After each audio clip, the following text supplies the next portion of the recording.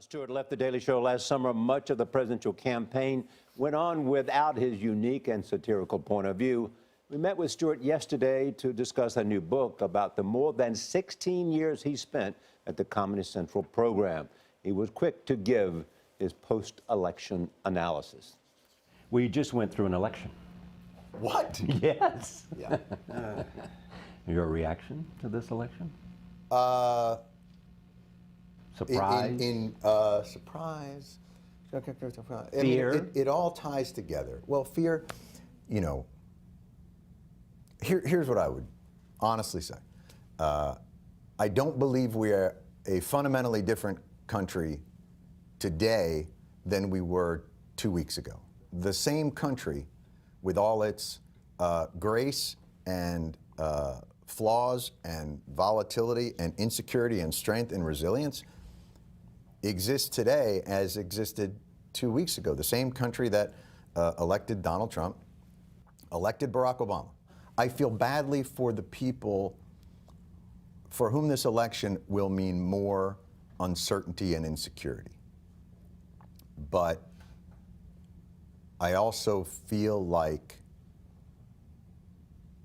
this fight has never been easy. And the ultimate irony of this election is the cynical strategy of the Republicans, which is our position is government doesn't work. We're going to make sure that it doesn't. But they're not draining the swamp. McConnell and Ryan, those guys are the swamp. And what they decided to do was, I'm going to make sure government doesn't work, and then I'm going to use its lack of working as evidence of it. Donald Trump is a reaction not just to Democrats, to Republicans. He's not a Republican. He's a repudiation of Republicans, but they will reap the benefit of his victory in all of their cynicism and all of their, I will guarantee you Republicans are going to come to Jesus now about the power of government. One of the things that I think struck me odd about this election, and maybe I just missed it, was nobody asked Donald Trump what makes America great. And that was the part that what are wants his... to make America great again. Yes. Nobody said to him, well, what is it that makes America great? Correct. What is it you want to do what is that we're not doing now? What are the metrics? Yeah. Because it seems like, from listening to him, the metrics are that it's a competition. And I think what many would say is what makes us great is America is an anomaly in the world.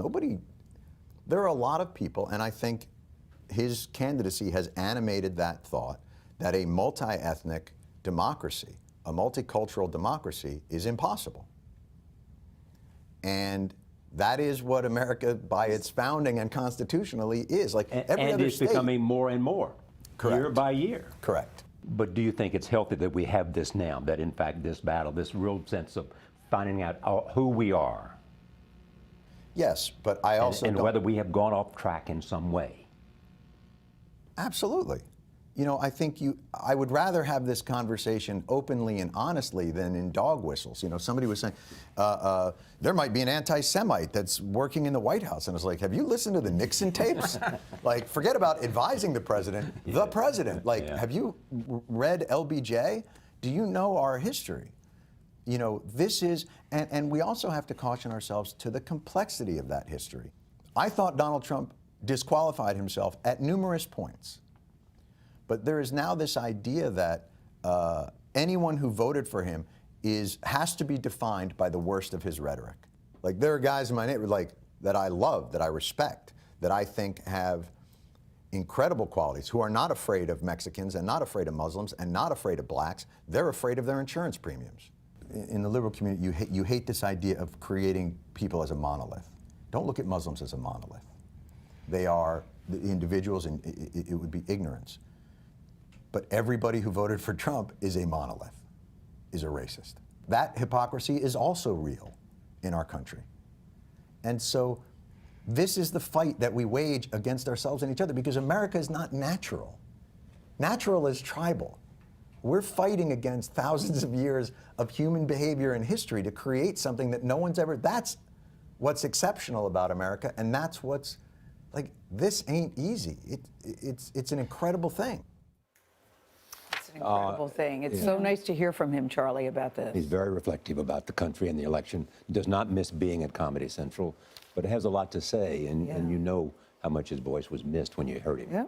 He I raised like some it. very interesting points. I like how he, rather than dismissing Trump or those who voted for him, tried to explain and understand why they voted for him, Exactly. and not say, don't paint them as a monolith. Yeah. They're not worried about all these things that people are talking about in terms of Muslims and that. They're worried about insurance premiums. Yeah. It shows how people jump to conclusions. And Jon Stewart is basically saying, calm down, everybody think, that America is going to be okay. He's fascinating, but he also talks about the Daily Show and all that went on in 16 years. So it's an interesting man with lots to say. Did And you we'll believe bring- he doesn't miss it?